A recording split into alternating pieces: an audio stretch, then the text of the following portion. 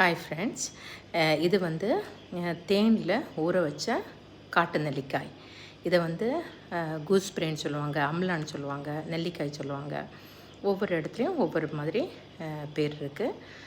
ஆனால் இது வந்து அயர்ன் குறைவாக இருக்கிறவங்களுக்கு அல்லது அனிமியானால் கஷ்டப்படுறவங்களுக்கு, இரத்த சோகையினால் கஷ்டப்படுறவங்களுக்கு இந்த நெல்லிக்காய் வந்து ரொம்ப ஹெல்ப்ஃபுல்லாக இருக்கும். ஈஸியாக அந்த கசப்பு தன்மை இல்லாமல் இருக்கிறதுனால நமக்கு டெய்லி சாப்பிட முடியும். சுகர் இருக்கிறவங்க இந்த ஃபார்மில் சாப்பிட வேண்டாம். இது வந்து பண்ணுறதுக்கு ரொம்ப ஈஸி. இதை வந்து ஆவியில் வேக வச்சுட்டு அதுக்கப்புறமா நீங்கள் வந்து தேனுக்குள்ளாடி இதை வந்து 2 வாரம் ஊற வச்சிங்கன்னா இது மாதிரி சாஃப்டாக கிடைக்கும். அதுக்கப்புறம் டெய்லி 2 to 3 வந்து சாப்பிட்டிங்கன்னா உங்களுடைய ஹீமோகுளோபின் லெவல் ரொம்ப ஹை ஆகும். நான் ட்ரை பண்ணேன், நல்ல பெனிஃபிட் இருந்துச்சு. நீங்களும் ட்ரை பண்ணேன்.